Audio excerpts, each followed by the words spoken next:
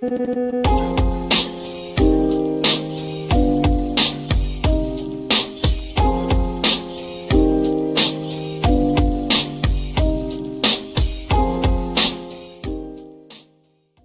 vaccine. It's me under this salt and pepper cookie pusher. For tonight, while I was on vacation, my parent corporation, Paramount, paid Donald Trump a $16 million settlement over his 60 Minutes lawsuit. As someone who has always been a proud employee of this network, I am offended. And I don't know if anything will ever repair my trust in this company. 2 days later. Before we start the show, I want to let you know something that I found out just last night. Next year will be our last season. The network will be ending The Late Show in May. And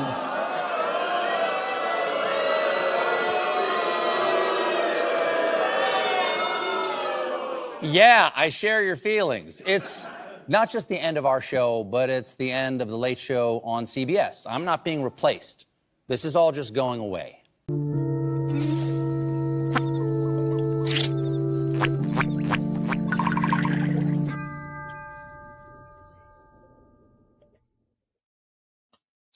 What happened? I was out of town. What happened, Eric? Well, we're going to send out a search party for you. Weird one. Who saw this coming? Yeah. It has started happening, and it is the way you predicted it, and they're doing it the way I predicted it, just letting his contract run out, and they're just not going to bother renewing. Right. Well, there's a little bit more to it than that. This, like I said, I'm now receiving text messages from Democratic NGOs to fight for Stephen Colbert, massive campaign, and Elizabeth Warren has stepped up because, not that this will be successful, because it's not a real show. As I've said from the beginning, these are political shows having nothing to do with entertainment. And to point out an explanation for what I just said, the show was losing $40 million a year. I will repeat that. This show was kept alive for reasons that no capitalist could explain, was losing $40 million a year because it wasn't a show. It was political propaganda and absolutely predictable. And I think Jimmy Kimmel will be next. And who knows what happens at NBC, but I predicted this. Not that I'm Nostradamus. It was obvious to me what was going to happen. So it's not that I'm smart. It's just something. I don't know. A lot of people did not necessarily. And, they're going around going, oh, finally it happened, blah, blah, blah. It does make you wonder, too, if USAID, as people in the chat are talking about, might have been behind some of it. The campaign right now is probably residual USAID money. When your show is on the books, losing $40 million a year at CBS proper, $40 million a year on the books, it's because it's being propped up like Twitter was before Musk got there by USAID funding and situations like that. This was a political propaganda show, which is fine, except you and I own that network. It is not a right to have CBS National with the FCC looking over your shoulder now. This is not a private situation like NPR, which can go private and raise money on their own, cutting off federal funding. This is a privilege by the American people to grant a license to the Columbia Broadcasting System to put on every single night for 5 nights a week a Trump-bashing political propaganda show that by its own books, its own accountants, is losing $40 million a year, Eric. No, I agree. And a lot of people don't realize what you're saying to us. Yes, because people can get it over the air. There's no cable needed. It is 100% universally sent out over the airwaves. And, same way that the Janet Jackson, nip slip, whatever you want to call it, was such a big deal, is because if that was on cable, technically by your paying for a cable channel, you are, if you will, protected or you're acknowledging censorship or what have you. Yeah. But when it goes over the open airways like that, yeah, you're right. And what a great stroke, because I think it was just yesterday, it's officially confirmed PBS and NPR, who you just mentioned, have lost their budgets. Bye-bye. Now, there is one part of that that's kind of a bummer, but I think it can be covered. And that's, they keep going on and on about the rural areas. the rural areas. We're covering the rural areas, and that's a X amount of budget. I kind of think that's bullshit. And honestly, I think that the areas that are so rural probably do not pick up a good signal any damn way because they're too damn rural. Let them raise the money privately. Knock yourself out. It's a quasi-public company. It's quasi-private company. Let them raise the money. No USAID to give them a check, though, Eric. So they're going to have to squeeze Barbara Streisand for every cent she's got. And people like her. Yep. Well, and their checkbooks are closing. Can I point out one final thing too? Though you had mentioned about me a propaganda show. What would give you that idea? Let me see. What was his guest on the show when he announced it? I don't know. Adam Schiff. Oh yeah, Adam Schiff, who is now being targeted. Adam Schiff who apparently is now being targeted himself. But yeah, he's the senator from the great state of California, who apparently is completely mum about the state of California taking over the land in Malibu, as I predicted on this show a year ago after the fire. They've now moved to seize the private property of the homeowners, the land. Newsom has signed a bill to put hundreds of millions of dollars into the development of low-income Section 8 housing and the most expensive property on the planet. That was predicted also on this show. And now, somebody else came out with some information about it. I mean, this is going to have to be some federal intervention on this because, like I said, they're going to try to build this low-income housing, and I will predict they will try to use it for the Olympics and then bring in low-income people after the Olympics. Yeah, the Olympics thing really bugs the shit out of me. I feel like there's a way to stop down. Sorry, can't have the city. Tough, but they're not ready for it. But well, you got to keep in mind, Adam Schiff is a little bit busy right now, and it's what's he hard got? for Trouble him to address. Any response? Senator, why did you decide to make your primary residence in Maryland for 10 years, for a decade, not California?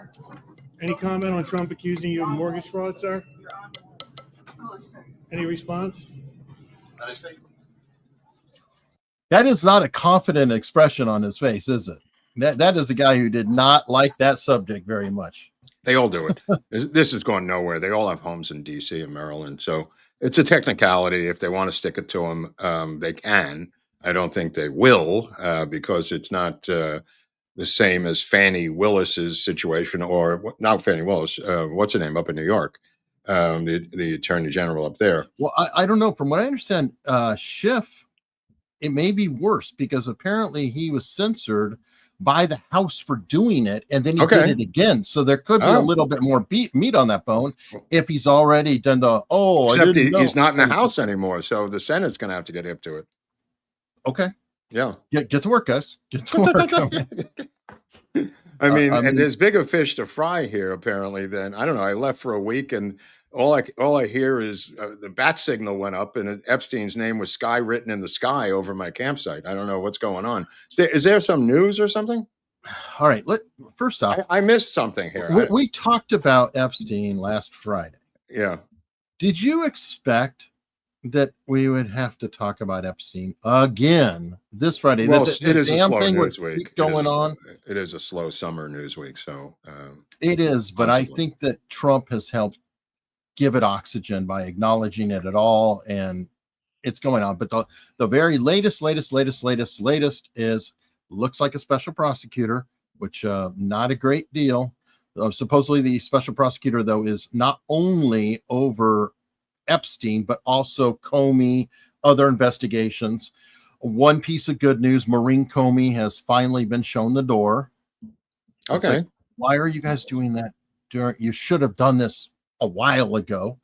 But because right now it looks like, he's trying to distract from Epstein. It's such a fireball annoying situation that it just keeps coming up. Hopefully it'll be moving forward now. If he has instructed Pam Bondi supposedly to release grand jury testimony, whatever is possible. But yeah, how is that whatever possible? You do, I don't know. How can you release grand jury testimony? Well, you'd have to redact the hell out of it. And the truth is that even if whatever they release, it's at discretion. So as long as there's discretion involved, Who can believe whatever? And people are in the chat saying Eric's trying to sweep it under the carpet. I'm not trying to sweep anything under the carpet, knuckleheads. I don't know what to sweep, but the reality of it is this is a CIA finance scandal more than a sex scandal. I know it's hard to believe for people who haven't followed this, but this goes back to Bruce Rappaport, who was doing it with Reagan back in the 80s. It goes on to Mark Rich, who was the Epstein of the Clinton people. He was famously pardoned on the last night by Bill Clinton. Mark Rich was Epstein. Bruce Rappaport was Epstein. These are guys that are financial facilitators. This has nothing to do with a sex scandal, who facilitate and find money. Not that it's their money. They're the ones that find money for international things that are off the books. Pipelines being destroyed or built, coups, opening up the Clinton Foundation, things of that nature. These people are financial facilitators who are adjacent to the Central Intelligence Agency. And that's why Burns, to give an example, who was the head of the CIA, went to Epstein's townhouse like 5 times in a couple of weeks, well after he was convicted, well after he served his time. And Burns was there, and he wasn't the CIA chief anymore. He, I believe, was the head, I want to say, of the Ford Foundation, the Carnegie Endowment, that spook USAID. That was his cover, Burns, until he became CIA director again. So Burns was there because they had ongoing projects that they can't put on the books because they don't have the money. So guys like Rappaport, guys like Mark Rich, not to be confused with Seth Rich, and people like Epstein were go-to guys to get money from sources, including the Saudis, including the French, for projects in Morocco, projects in the Middle East, projects involving the Saudis, projects involving Australia. Epstein was a guy they went to. So he, in his hedge fund world, he was partners with Khashoggi, Eric, the arms dealer, Adnan Khashoggi. He was a guy who was able to finance arms deals for different countries, brokering that on behalf of the CIA, not on behalf of himself. Mike Benz talks about this in great length on his Substack or whatever his Twitter subscription model is. And this is a situation where women are just, they're furniture around the parties that are being thrown, the dinners with Gates and everyone else. This is just, I mean, even out here, Eric, there are directors that I know, when they're having a party, they contact a modeling agency and they bring in 100 models to the party. That's in essence what this guy was doing. This is, again, separate from his own predilections sexually, his own Epstein separate sex life, which has never been part of this entire thing. The parties that he had and the get-togethers, and the reason that all these people are dealing with him is this involves international finance. And I mean, in the dark way that involves international finance, illegal arms purchases, blowing up pipelines, raising money to overthrow countries. This is what the guy did. And there's other people who've done that on behalf of the CIA for years and years and years. And yeah, he was drugs too. That's another everything, right? It's everything that involves finance that they can't go to Congress for and is beyond the scope of their own budget for the Central Intelligence Agency. And it could involve multiple agencies, international agencies. Apparently, MI6 is involved in this, and French intelligence, from what I hear, according to Mike Benz. There's a lot of people. Not that it makes it any cleaner, but it's not what people think is not what this is. And that's why I believe that the entire books cannot be opened up transparently, because Trump is also the commander in chief, Eric, as opposed to the transparency in chief. There are things that for national security that he cannot just say, yeah, give it to everyone. Let's see what happens, going back to 1980 with Reagan and Bruce Rappaport. So there's a lot of meat on this bone, but it's not the bone that people think it is. And this is just my opinion. You could take it for what it's worth. I mean, I hope they come out with who did what and who paid for what, but I highly doubt that that's going to happen because it's so freaking intertwined, Eric. There's so many threads here intertwined. to explain every single thing going back to Khashoggi and the arms deals with Epstein. So it's to quote a phrase, it's complicated. It's even more so, and I can give you another angle that is not disputing what you just said, but in addition to what you said. And I haven't heard people talking about this a lot. Nate and I were arguing about it the other day. In 2007, there's that famous deal. I think it wound up in 2008, getting signed over, started in 2007 under Bush, by the way. That's why it's a Republican thing. It was giving him the deal in exchange for Epstein pleading guilty to 2 state-level felony prostitution charges. He served 18 months. It was bullshit. I mean, everybody agrees it was a ridiculous sentence. Most of it was Wait. I don't agree it was a ridiculous sentence. I don't agree to any of that. But okay, go on. Well, go ahead. We'll okay, so Mark says that Epstein was perfectly clear and fine. I'm saying no, I'm not saying that either. Stop saying that, Eric. It's something in the middle. Anyway, he had to register as a blank offender and paying restitution to identified victims. This is where it gets really important, though. The agreement shielded him 4 named co-conspirators: Sarah Kellen Vickers, Nadia Marcinkova, Leslie Groff, and Adriana Ross.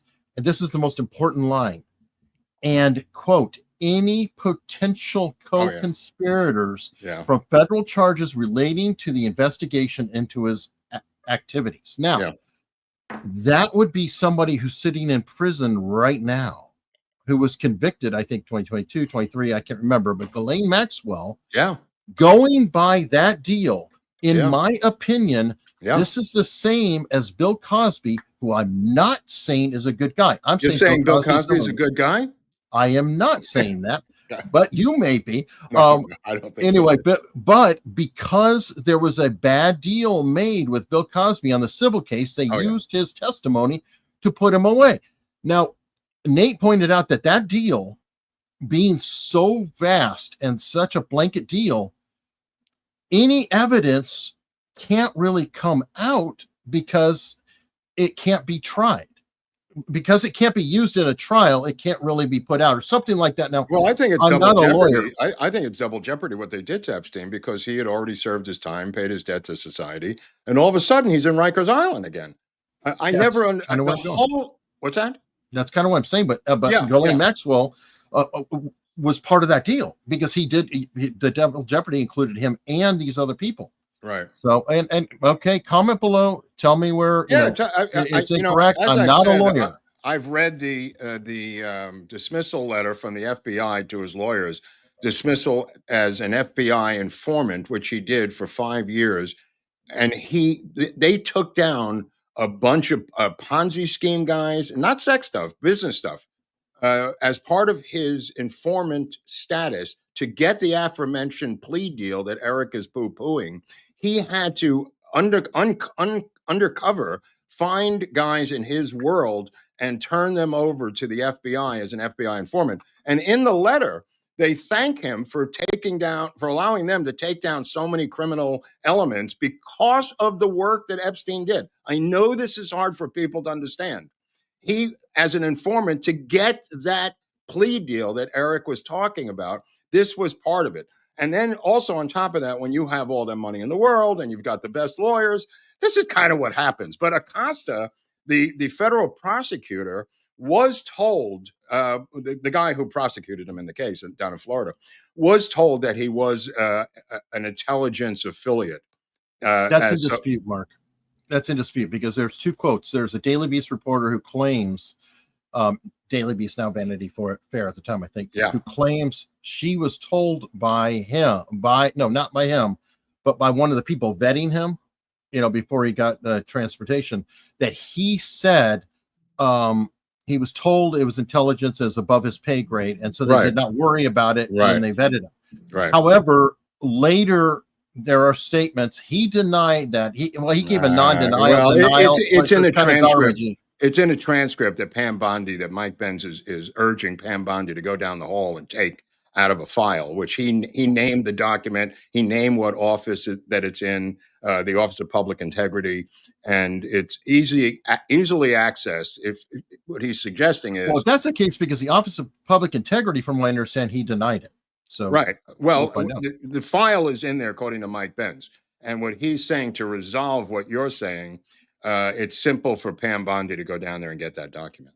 As one little thing she could do. Now, She has to leave her Fox desk to do that. I believe, and I've been her biggest critic, as people on the show know, since day one. And I believe the bulk of this is her fault. She is the knucklehead that brought this on by her unbelievable amateur. Again, keep in mind, this stuff with Epstein goes back to Bill Barr. And I don't mean Bill Barr under Trump. I mean the first time that Bill Barr was Attorney General, and Bill Barr was a CIA officer. Bill Barr's dream was to become head of the CIA. I don't know if people know this, but some people who watch this channel must know that.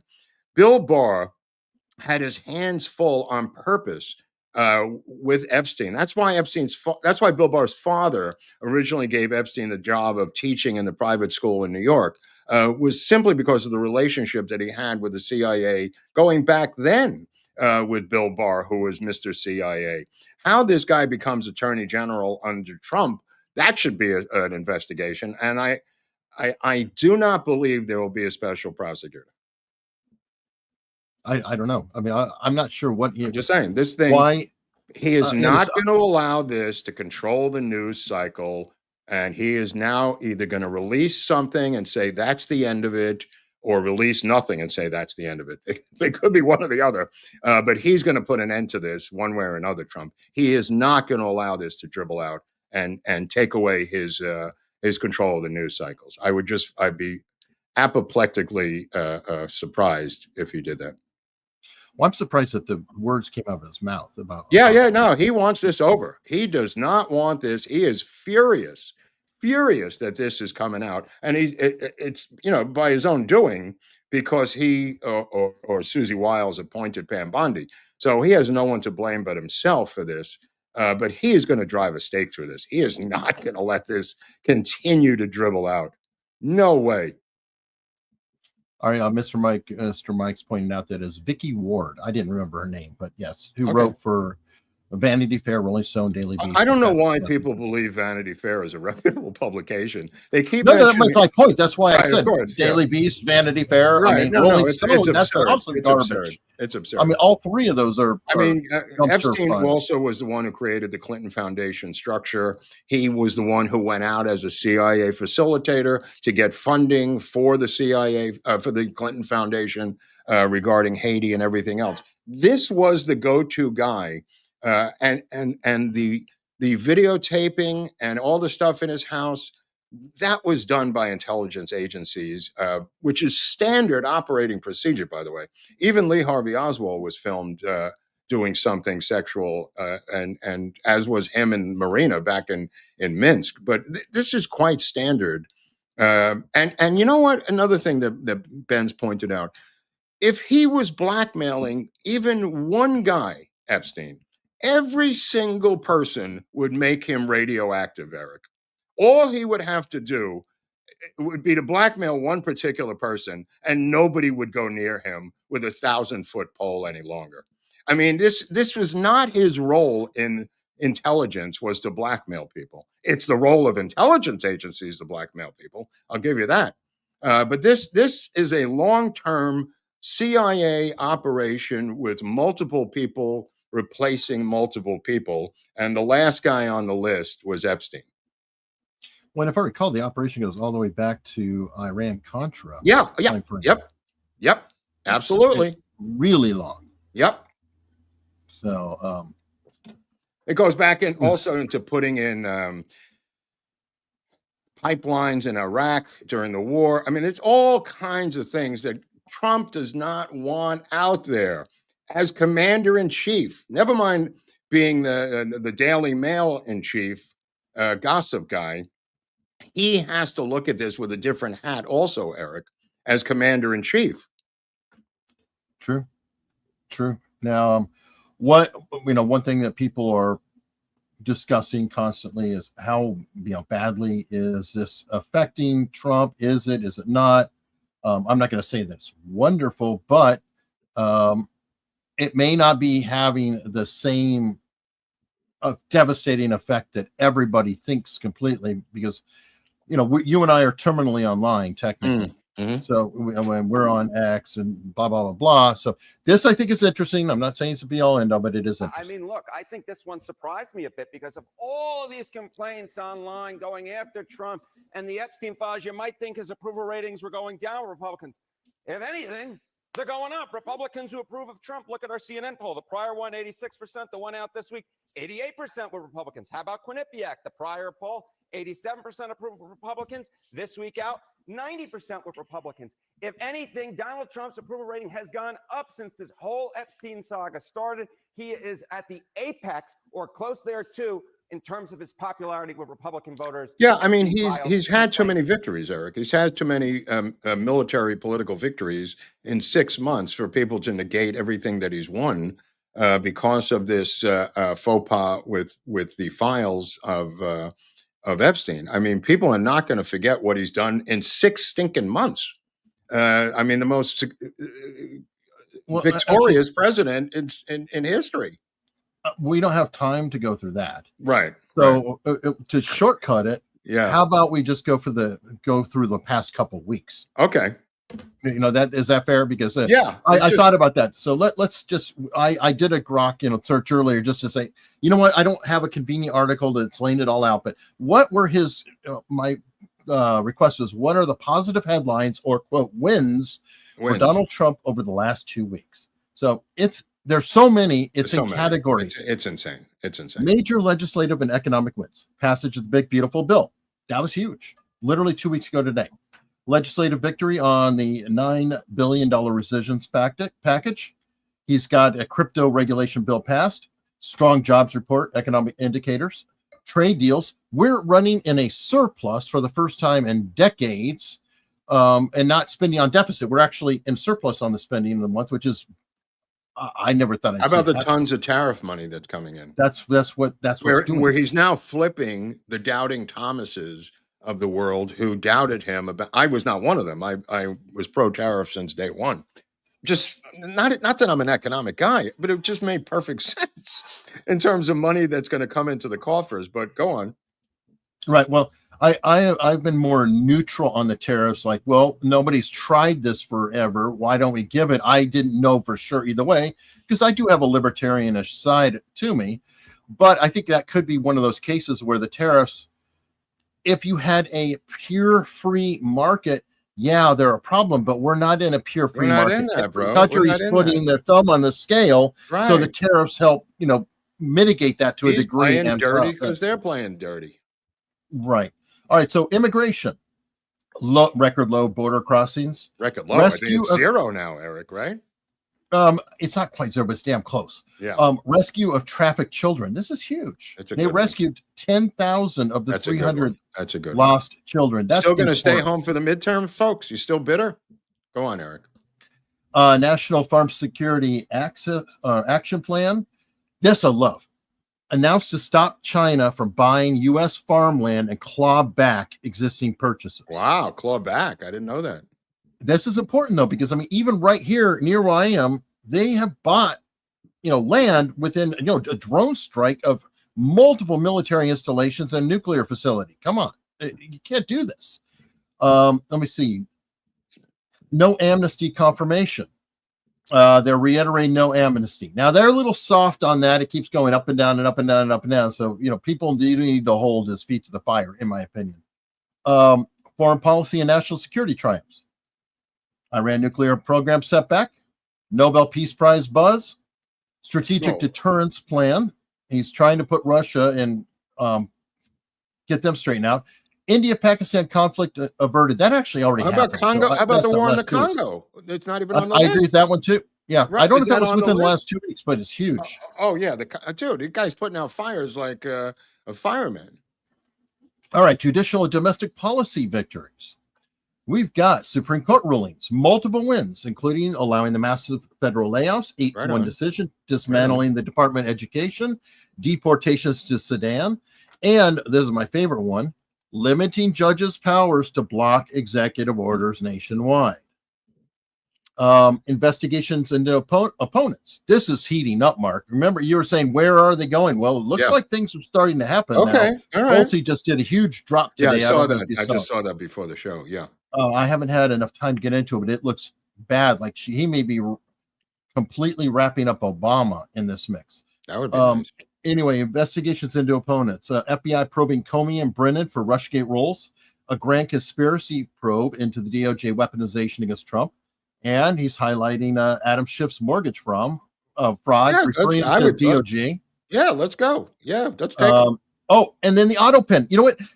There's so much going on with all that. I forgot about the auto pen, and I want to come back to that in a minute. They took the fifth also. I think Jill Biden's chief of staff took the fifth. He did, and somebody else. So we'll watch and savor that for in a bit.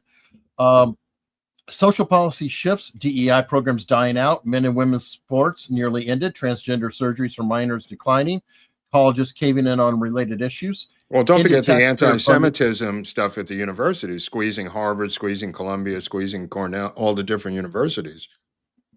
Separate from DEI, I'm just the anti-Semitism stuff. I think they're close. To me, they may not be, but DEI and anti-Semitism roll together. I think they march, they're the same team, and they march down the road. In a way, but I don't know. That's just me. Other domestic wins. Rent history now qualifies for mortgage. I like that. So hey, you've been paying. It's almost a common sense thing. It's like if somebody's been able to pay $1,000 a month for rent and they've never been late. Oh yeah, that's weird. You should give them a loan for $800 a month on a mortgage. That is common sense. You're right. But they couldn't. How did they pay their rent for 20 years? And that's the point. And apparently that didn't count before. And it's like, really? Wow. Yeah, that's so bonkers. Top 10 most wanted criminals arrested. Oh yeah, that's right. One thing, FBI did get all the top 10. That's pretty good. Right. Crime rates down, school choice advancing, new factories built, wages up, drug costs down.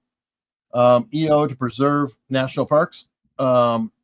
And there's more. Maha had this is in 6 months or how long? 2 weeks. No, I know. That's why I said 6 months. I don't have time for 6 months. Why don't you kiss Trump's ass? These people are just bitter balls, as I used to call them. They're just bitter balls. I didn't vote for this. I voted for this. I want this. And you stop tantruming, having a tantrum. They're like crybabies. It's unbelievable. This guy has done more in 6 months than presidents did in 2 terms in 8 years. But it's just not enough, Eric. You don't understand. I need to find out that Bill Clinton was banging 15-year-olds. I can't live with myself. I agree. I'm not downplaying. Obviously, bad things happen. Right. I don't. I don't miss him. I don't miss Epstein's presence. No. I'm saying he served the ultimate price. He's dead. Mm-hmm. Not only was he jailed, not only did he serve whatever the sentence was, he didn't make up his own sentence. He's dead. So, I mean, what kind of justice are we going to get? Hold on. I got Cabal, the Nightbreed here. Let me answer this. Can you come up with a list of anything bad he's done? This is a sign you're not a cultist. Yeah, go read New York Times, Washington Post, LA Times. There are negative articles all over the place. Let me everybody and his mother hung out with Jeffrey Epstein. I know this sounds insane, but the fact of the matter is some people I know went over to a party at his house, and guess who was at that party? This is in the Manhattan townhouse. The freaking Dalai Lama. You think he was banging 14-year-olds, the Dalai Lama? This guy was so well connected, Jeffrey Epstein. The Dalai Lama had dinner with Gates and everyone else. There is a lot of business going on here besides sex business. Yeah, by the way, the person who broke the Dalai Lama story was Michael Wolff, who is no friend of Trump at all. And he was there too, Michael Wolff, a lot. Oh yeah, you know what? Michael Wolff is like the new Truman Capote. It seems. Yeah, no, yeah. And even Mark Halperin. Mark Halperin said he went to movie screenings in Manhattan and Yep. saw him there about a dozen times, movie screenings over the years. He was everywhere. The guy was the most well-connected guy in the city. I mean, I know this sounds insane, and he had his own. He was into young girls separately, but that's what he was charged with in Florida. Now, if he had done it in Minnesota, when it used to be the age of consent 14, nobody would be squawking. And he did it in Florida, and that's why he got popped. If he did it in Germany, he'd be a hero. I don't know if I go that far, but maybe not as much would happen. While we're Right. speaking of stand-up guys here, here he is, the man of the hour, Bernal or whatever. This is Joe How about the fact Biden's. that you've never seen this guy in Exactly. 8 years. You've never seen this guy's face. But yeah, he had so much influence. They literally called him Joe Biden's working husband, which tells you something. There were people who couldn't look at him. They were so afraid of him in the White House. Yeah, There were, lower level people who were afraid. Oh yeah, no, everybody's afraid of him, according Yeah. to the reporting. Yeah. Like even higher up, like that's he what I'm was talking really about. the chief of staff. Yeah, Everybody. Yep.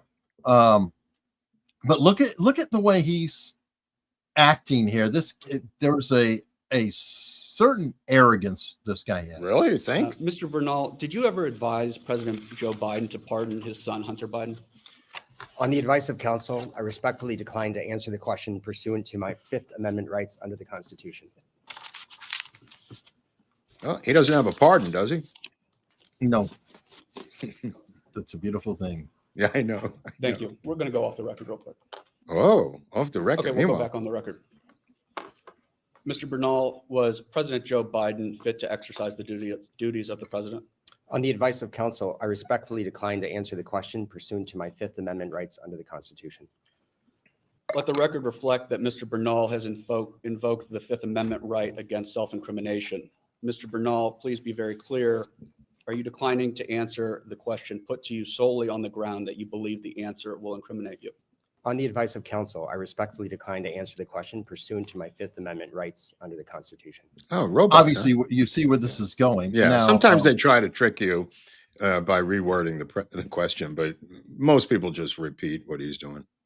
One interesting piece about that, though, is he didn't even read his statement. His lawyer read his statement. Oh, yeah. I would make my lawyer do it if I was paying him. If I was paying that guy 15, dude, I say, you read the fucking statement. I'm paying you, bitch. All right. Well, and this is Annie Tomasini, former assistant to the president and deputy director of Oval Office operations. And she made an appearance, just saw it today. Mm-hmm. Let's see what she had to say. What is she up to? Ms. Tomasini, did you ever advise President Biden on the handling of classified documents found in his garage? On the advice of counsel, I respectfully decline to answer the question pursuant to my Fifth Amendment rights under the Constitution. Okay. The record will reflect that Ms. Tomasini has invoked the Fifth Amendment right against self-incrimination. Ms. Tomasini, please be very clear. Are you declining to answer the question put to you solely on the ground that you believe the answer will incriminate you? On the advice of counsel, I respectfully decline to answer the question pursuant to my Fifth Amendment rights under the Constitution. Ms. Tomasini, did President Joe Biden or anyone else in the White House instruct you to conceal or destroy classified material found at President Biden's home or office? On the advice of counsel, I respectfully decline to answer the question pursuant to my Fifth Amendment rights under the Constitution. So, Okay, so- I have been saying that, when I'm saying give it time, let him get all his legislative wins and things like that. Maybe you'll start to see the quote revenge or justice coming out later. Halpern was talking about, he said the people in the chat, he mentioned the people in our chat specifically in his show yesterday with Megyn Kelly. They're tired of elites getting away with murder, and they want a scalp. And Halpern went into a long thing going back to Watergate, how the regular person in this country just wants one elite to go down, to give them some sense that the system is working, Eric, if you know what I mean. They're so tired of losing in this area, having the regular working stiff, watching elites get away with everything for so long in this country that they want a scalp. And I don't blame them, and I want one too. You know, I don't care who it is, whether it's Brennan or Comey, somebody's got to go down and quick.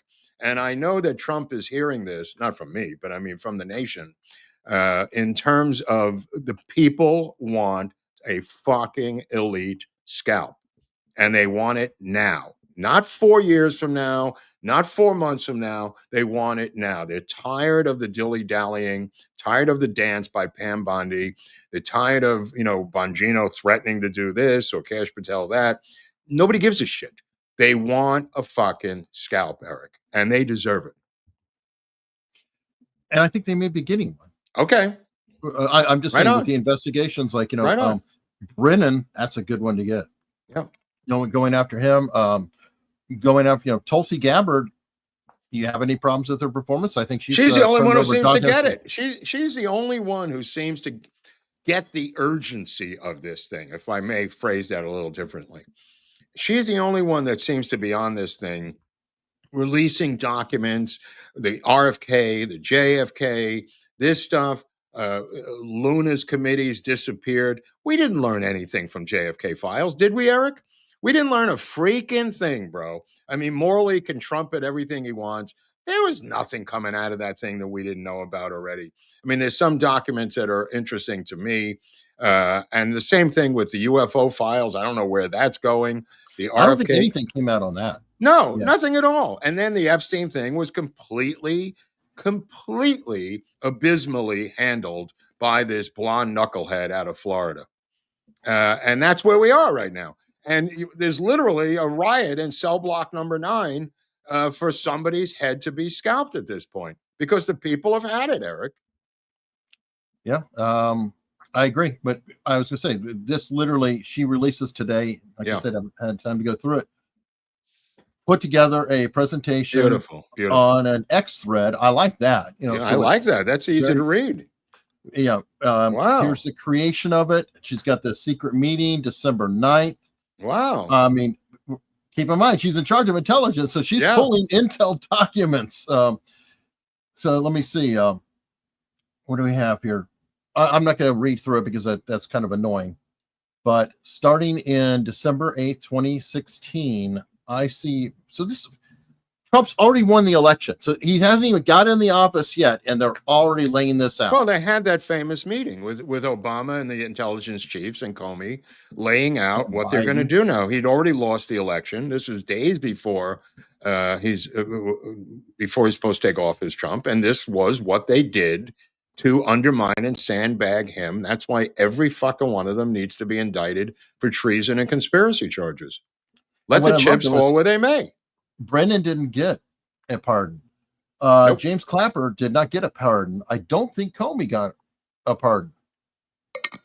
Did Comey get a pardon? My point of view is let them litigate their pardon, their piece of paper, while they're on trial. Let them lawyer up and argue before the courts that they have a pardon, because that will create even more backlash against them, Eric. The beauty of them yelling, I committed these crimes and I have a pardon, it would be just as entertaining in a way as them being on trial for the crimes without a pardon, if you follow what I'm saying. So either way, I believe they should be on trial. Force them to lawyer up about their pardons. And then you can do the auto pen defense. You could take it to the United States Supreme Court saying, who signed your pardon, sir? Do you know? Did you see it? Was anybody there when they saw? You could take the whole ride, Eric. But I'm saying, even if they have a pardon, I don't think they should buckle. I don't think they should buckle. Well, no. What I got a question for you. This is going back to auto pen as well. But Bernal, for example, I'm saying, give that doctor immunity immediately. Oh yeah, no, absolutely. Get him to testify. He only knows so much. You're right. I agree with you. But give him that immunity to say, yeah, I knew, didn't know, whatever it is. Give him that immunity. Now, Bernal, don't give that dude immunity. No. I want that dude convicted. He's one of the masterminds, bro. He's one of the masterminds. So I wanted to put that out there because Yeah. No, people these are guys saying gotta just give them immunity. I'm like, no, no. hell The, no. the doctor, just to be frank, the doctor has limited access to the situation, and it would be medical per se. But again, he's not the decision maker, so he would, whether he doctored reports or whatever, he would get immunity for that, Eric. So now what do you do? He's got immunity for doctoring reports. He's not exposed to these auto pen, other scandals. He just comes in, puts a stethoscope on the guy's chest, and they tell him to sign this form. Not unlike Admiral Berkeley in the George Berkeley in the JFK autopsy case. Yeah, yeah, and also the Parkinson's specialist, give him immunity. I would give staffers around Bernal immunity, possibly. Whatever. Yeah, there's got to be low-level staffers that they could flip immediately. Even though they may be ideologically, believers in the Biden experience, you can threaten them, and the ideology could disappear by threatening them with jail time. Yeah, and we've talked a lot about Halperin in this episode, but I do like that Halperin.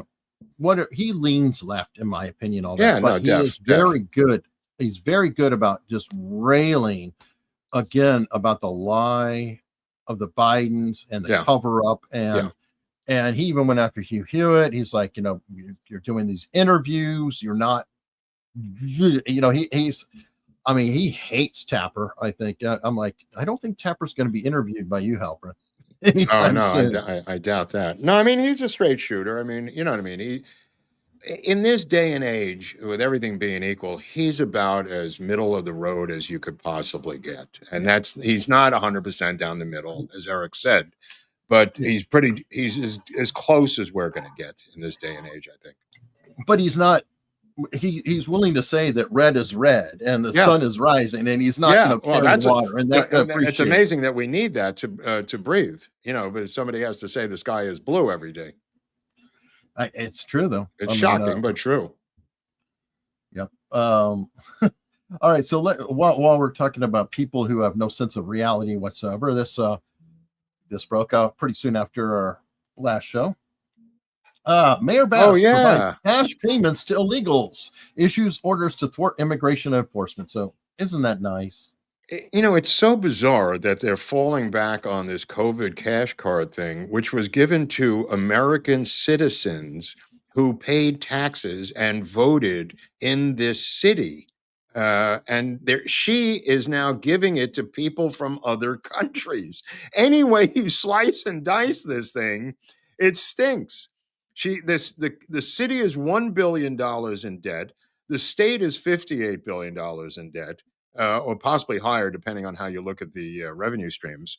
And she's giving out cash cards to people from Costa Rica.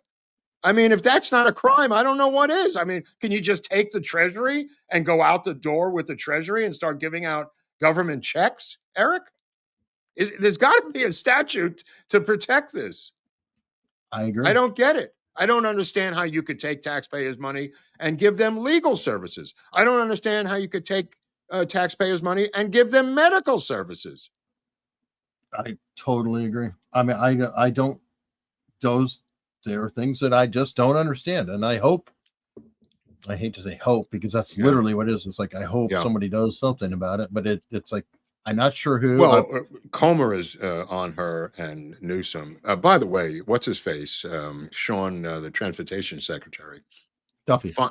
Duffy finally drove a stake into the bullet train yesterday. There will be no more federal money coming from the United States Treasury for this insane non-train that has not laid one piece of track in 13 years and has spent $54 billion of taxpayers' money. It is a complete scam, and it just kept going on and on and on. And now they've pulled the freaking plug on this thing, which is beautiful. Because now what do? They don't even have any track. They never laid a foot of freaking track. First of all, it was supposed to be San Francisco to LA. It was supposed to be like, I think, San Francisco to Vegas with stops in LA. Then, because of cost overruns, it literally became like Bakersfield to San Jose. I was going to say, I remember them talking about Corolla talking about Bakersfield. Yeah, Bakersfield got in there. Like anybody wants to go from Bakersfield to San Jose. Like 5 people who clean your home somewhere in San Jose. I mean, it's just absurd. But they didn't know what to do because they had robbed so much taxpayers' money. In other words, they had 100% to complete this thing. They stole 80% of it. And then they had 20%. And they said, oh, let's go to the federal government. We'll regroup our money. And then they would fill up the coffer again, and they'd steal 80% of it, Eric. I mean, it's just astounding until Trump put an end to this boondoggle. You know, but that was a state level that is being backed by national, but it sounds very similar to what about all that internet? Oh, yeah, Remember, the internet. The internet program is billions and billions of dollars, and they'd have some single How about person. the hundreds of thousands of EV stations where they built one? There you go. Under Pete Buttigieg, they were supposed to put the EV stations all across Speaking the of country. transportation secretaries, and Yeah, by the way, that's why I mentioned this guy not only is doing such a good job there, but he's also the head of NASA. Yeah, I didn't know that. I thought I misheard that. No, that's are they collapsing the two into one agency? Transportation is kind of a rocket Elon ship. Musk's guy, Trump didn't want, so he just put Duffy in charge of NASA as well. Oh, and it okay. could be, I see. Right. Well, it could be. Well, Rubio has, I think, like 5 titles. So does Grinnell. Rick Grinnell is in charge of the fire damage out here, by the way, also running the Kennedy Center and producing Les Mis, by the way, and tickets are really selling, according to Rick Grinnell. Leave it to a gay man to produce Les Mis at the Kennedy Center. But he's also in charge of the fire reparations for the fires here, the repairs, which, as I said on the show a year ago, this is the year anniversary, everyone sold their land. Okay, so they sold these parcels to real estate people who are now flipping the land. So now Newsom has signed a bill with hundreds of millions of dollars to come in and begin to build low-income housing on the land, the most valuable land on the United States, real estate-wise. So he, as I predicted, is going to put Section 8 housing there. It may not be Section 8 because that would take federal money, but the equivalent of Section 8 for the state of California. This was their plan. This was always their dream. You could read City of Courts by, I think it's Mike Davis, but not the same Mike Davis. The plan was always that this was a high burn area. Marxists didn't like it because the wealthiest people lived in these gigantic homes. They talked about it for years of not putting out the fires. This is not something that happened in a vacuum. This has been discussed in Marxist circles in LA. There was a book written. City of Courts, yeah. Right. Well, it was also an essay in a book, Let Malibu Burn, or something like that. Same writer. Yeah. He also wrote City of Courts, which is a very famous book on LA. Yeah. Let Malibu Burn. This is not something that is untalked about here. In fact, they did let it burn. They refused to fill up the reservoir. They refused to repair the cover of the reservoir. They refused to repair 175 fire hydrants that had bags over them saying they didn't work. This was all intentional. 150 fire trucks were in the yard unrepaired because they didn't want those fire trucks going out and saving these wealthy fire homes and fire zones. Putting all these DEI giant lesbians in charge of the fire department was part of it.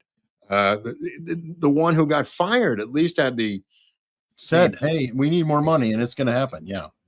Is that a question of more money? She had cut the budget to the fire department and she said, you can't do that because this is going to happen. They wanted it to happen. People seem to think that unless you take an ad out on the front page of the New York Times, nobody can conspire about anything behind the scenes. They just think, well, it's somebody on the grassy knoll. It's a conspiracy. There are all kinds of political conspiracies going on all the time, all over in governments, all around the world. Well, it's similar, in my opinion, to Butler Farm, where a lot of these things are just a matter of something's going to happen down the line, and you just stop paying the money. You benign neglect, so to speak. It's not even a great way to do that, and you let it happen. Their fallback, if they're caught, is to cite ineptitude. That's in CIA documents as part of their plans. The ineptitude defense is if you're caught. If you're caught And it's a way to get around everything by saying, oh my God, we just fucked up. We really did. Because the opposite of that, the real truth, is so hard for people to understand, that you're conspiring to burn 100 acres of land and 16,000 homes to the ground. Who's going to believe that, Eric? Yeah. You know, they've issued, there's one home being built. I mean, Corolla was covering it again this week. He went out and there's the Was one he home. arrested? I saw something about him, like Oh, they that I might have don't gone know. after him. I don't know. Okay. Yeah, that I don't know. But there's literally been 100 building permits issued, not being used. 100 issued, and it cost thousands and thousands of dollars to get a building permit. For what reason? Nobody has an explanation. Who gives a shit about getting a building permit to rebuild after your home was destroyed in a fire? Well, it may cost you $8,000 in cash to get a building permit. You know, not everybody's got $8,000 in cash just for the permit. You know, forget about the house, just the permit. So anyway, Well, yeah, the point of the especially matter if you is, lost everything. It's like, you yeah, lost let me get everything. more You money. lost documentation. The point of the matter is, they began quietly selling their parcels literally the week or month after the fire, as I predicted. And they're now flipping it as if it's crypto, Eric. In other words, real estate guys are now selling, reselling, selling, reselling. Nothing's being built there.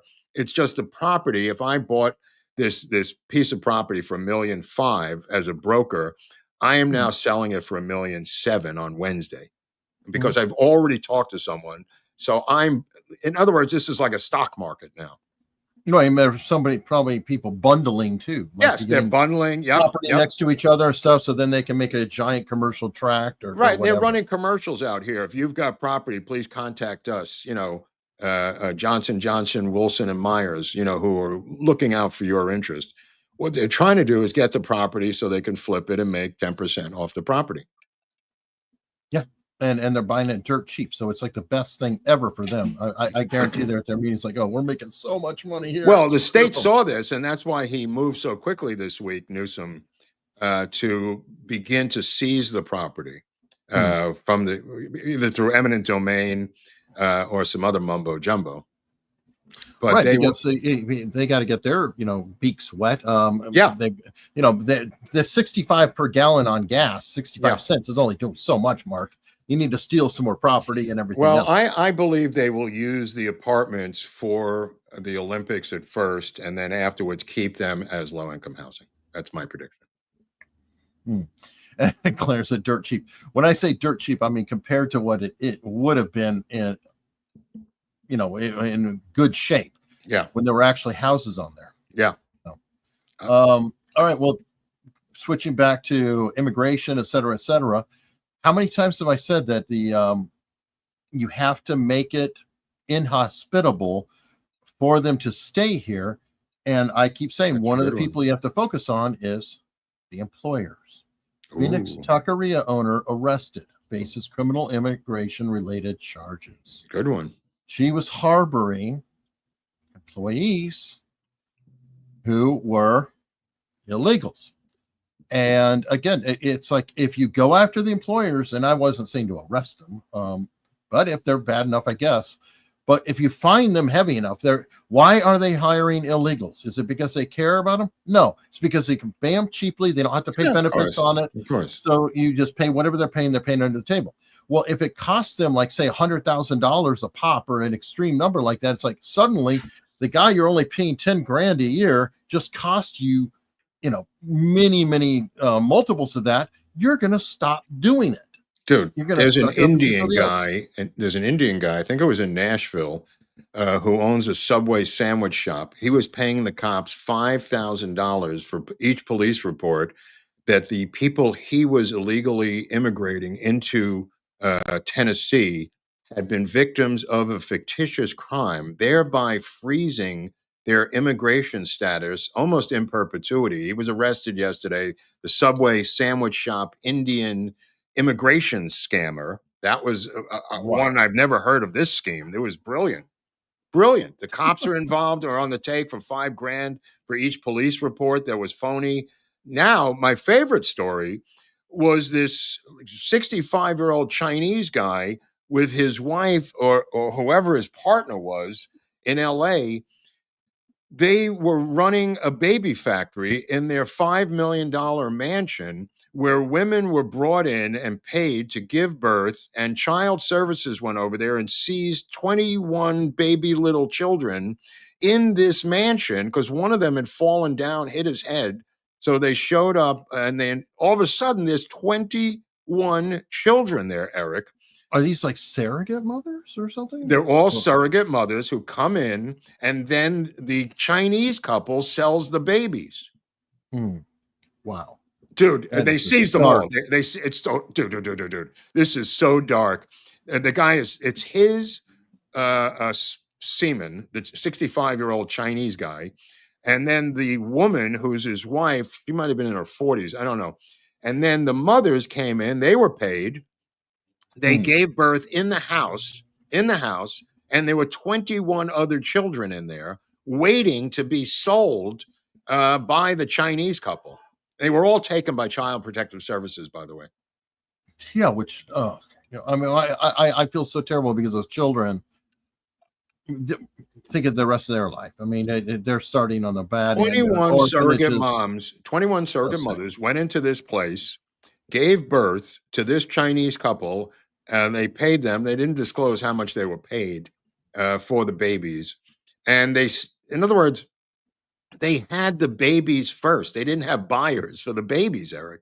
So the baby backlog of the inventory was up to 21 in this mansion outside of Pasadena that were just filled with babies. Because in other words, they hadn't made the sale yet or the match or whatever you want to spin it into some sort of social verbiage. The fact of the matter is they were paying chicks to give birth and then quadrupling their money selling these kids. Good Lord. Yeah. No words. Yeah, no, I'm just telling you, that was the craziest story of the week. Yeah. Good God. I don't know if you know anything about this. This was breaking today. Apparently, there's an explosion in the LA County Sheriff's Department facility. Yeah. Where is this? This guy's incompetent, by the way. Well, apparently, some of his, I guess, 3 deputies were killed. And it was their. Oh, is that their training center? Yeah, it was at the training center. And it seems like they had mishandled explosives or something. It wouldn't be the first time, bro. It wouldn't be the first time. Oh, but it's always about fireworks. It's usually about fireworks and getting rid of them, especially after July 4th. I'm just going to stick my neck out here and say this was a place that was a warehouse for the illegal fireworks that they've seized since July 4th. And that actually makes sense because there was questions about why they would have bombs. That's not normally, of course it's not. Scored by the police, but they blew up 5 homes 2 years ago. These residents' homes were blown to smithereens. Another fireworks debacle. Wow. All right. Well, you were out camping, but in silly trivia news, I don't even know what you call it. There's this CEO who is CEO of an AI company. They just got evaluated like over $1 billion, doing well. And he was at a Coldplay concert. And here's essentially what happened. Let me go full screen. Yeah, go ahead. Oh, look at these two. All right, come on. You're okay? Oh, what? Either they're having an affair or they're just very shy. Oh my God. I'm not quite sure. Yeah. Oh, look at these two. All right. Either they're having an affair or they're just very shy. Anyway, that was the CEO, and she is the HR director of the company. They are both married, but not to each other. Oh boy. And the reaction. Oh boy. was priceless, like falling to the knees and Oh boy. Well, the guy who got them the tickets, who worked for the company, also was fired. The CEO wrote a completely scathing apology that didn't cover. that It was a was false. non-apology apology. That was a fake. That was a fake. Oh, okay. I saw that earlier because I was going to show it, and it went around that was fake. The company did release a statement that the board of directors has called into an investigation. That's the only. Well, I word can only that's say come out. this. I was at the Dodger game with the late Richard Lewis and his wife, and they put Richard and his wife, among other people, on the kiss cam. And instead of kissing his wife like a normal person, Richard Lewis started mugging for the camera, and 58,000 people began booing him. And he had no clue. And his wife, Joyce, his wife looked at me. She said, "Mark, what is wrong with him?" I said, "You're asking me? This is your husband." And he was booed out of Dodger Stadium on kiss cam. And he still doesn't understand it. He still didn't understand it. Yeah, he just thought they were picking him because he was Richard Lewis, not kiss cam. Not that you're supposed to kiss your wife or who's ever with you. They used to have lesbian. They used to have lesbian kiss cam, and it started by accident. And the people started. This is before the woke period. I think they just started booing. When they would find two girls and they'd start kissing, people would boo. But now they don't do that much anymore. Wow. All right.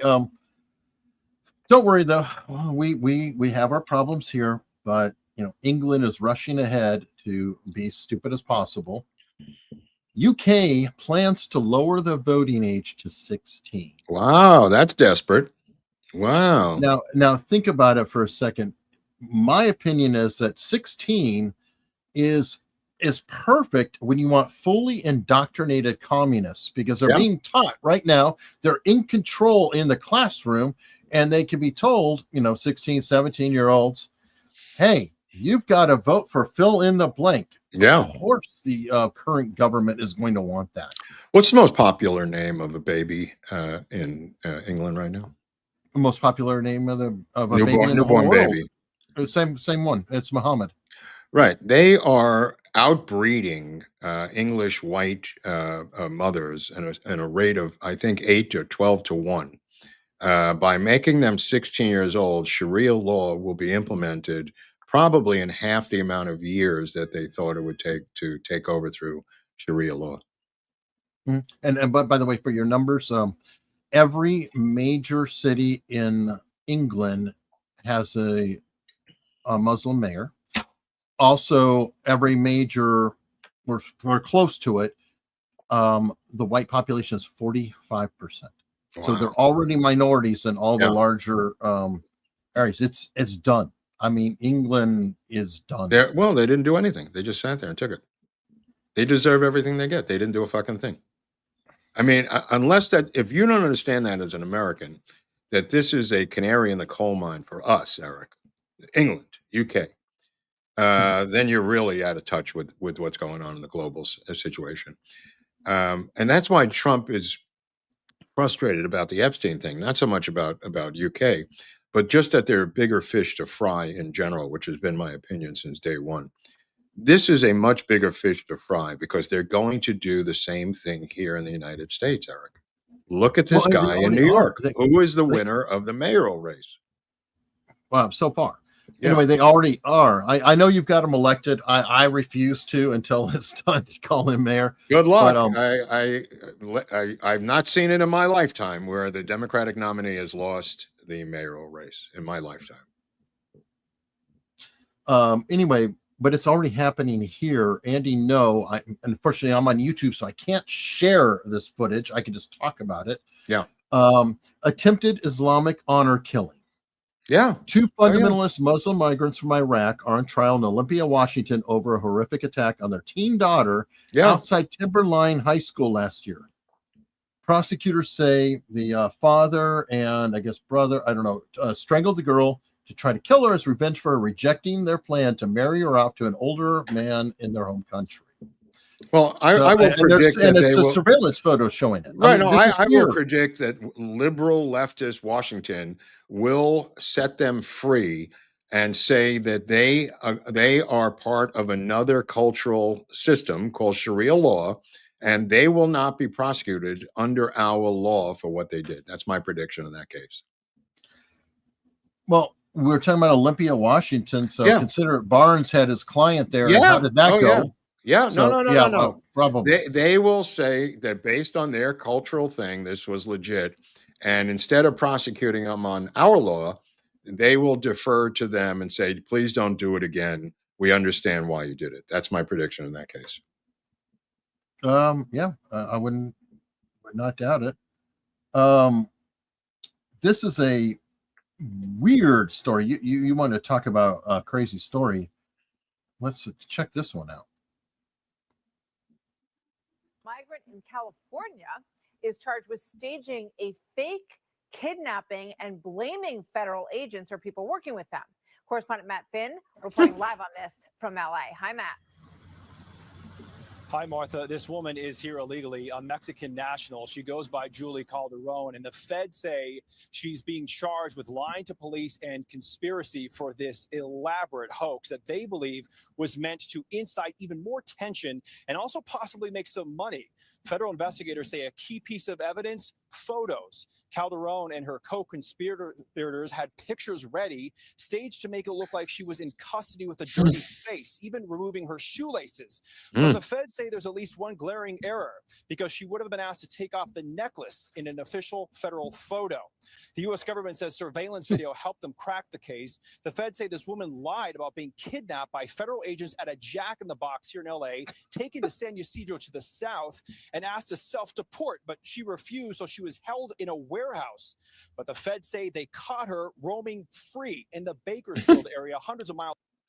Wow. Where is Yuli? Where is Yuli? Help find my mother. Yuli also put together a GoFundMe page for herself that was interdicted by the authorities to raise money for herself, because kidnapping is not going to get her any money. No. So she had a GoFundMe page going until that, I think, was stopped with this revelation that she made the whole thing up. They pick them off at Jack in the Box. That's where they're all hanging out. Well, from Home Depot to Jack in the Box. Why not? I'm just like, great stories, really great stories. Take them all out, sort them out later. Let them apply to get in. Put a red. I always said this years ago as a joke in stand-up that the border should have a red velvet rope with Hell's Angels guarding the border with clipboards, and to see if you're on the list. In other words, I said this in the 90s. I said the United States is like Studio 54 in its heyday. Everybody wants to get in, but you can't let in the bridge and tunnel traffic, because that'll be the end of your nightclub. So you got to have this red velvet rope at the border, and you got to have muscle down there, like the Hell's Angels with a clipboard, to see if you're on the VIP or guest list. You know what? You were just talking about the bridges, tunnels, whatever. Did you see the Jerry Nadler, Sean Duffy showdown at all? No, I saw briefly the one with the guy, Baker or someone, giving Newsom a gun. Some CIA. That was that was Sean Ryan. And Sean Baker. I mean, it's all the same guy.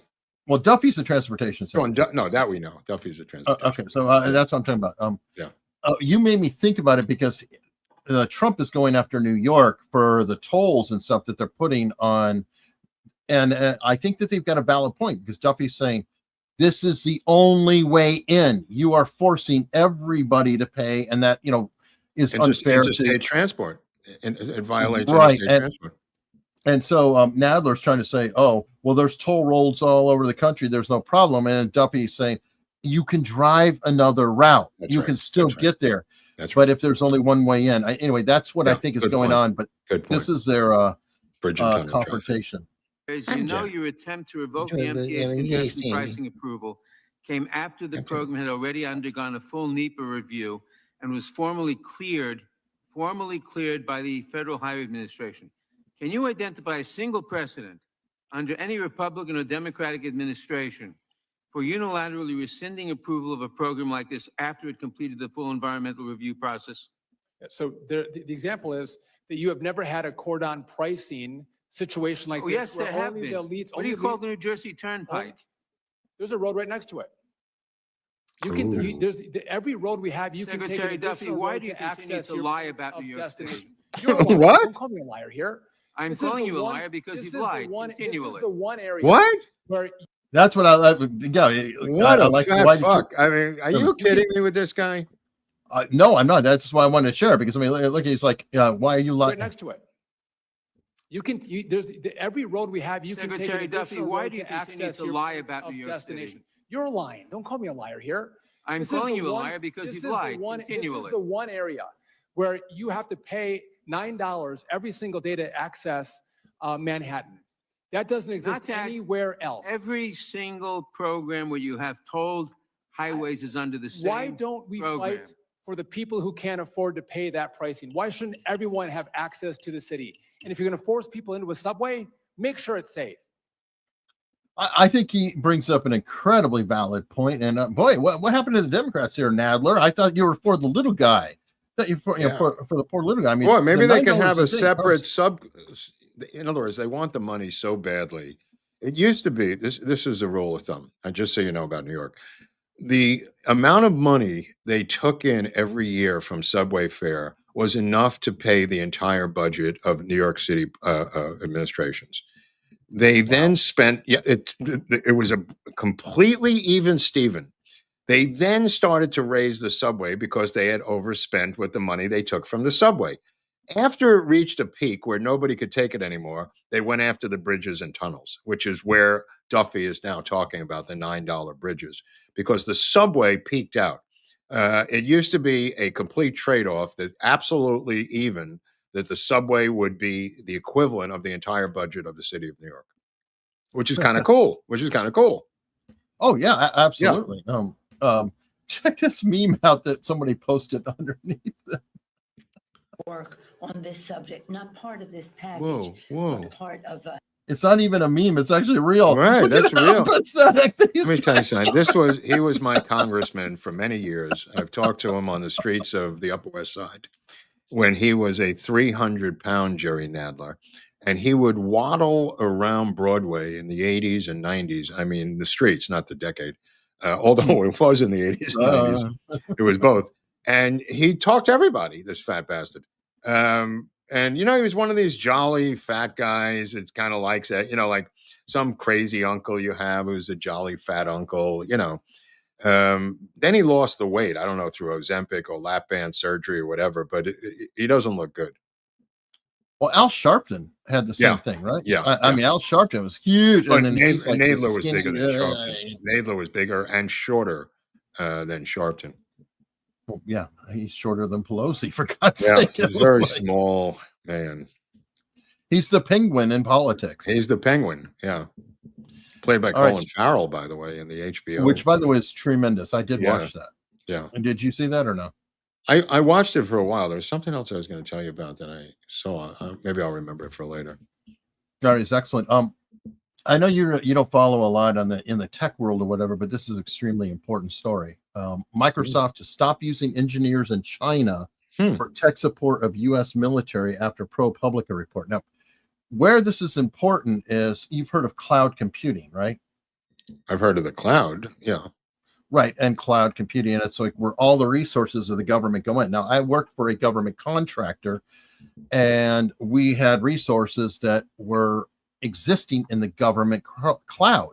The government cloud, Microsoft managed to win over Amazon, even though Amazon technically had the better path. Right. Microsoft picked it up.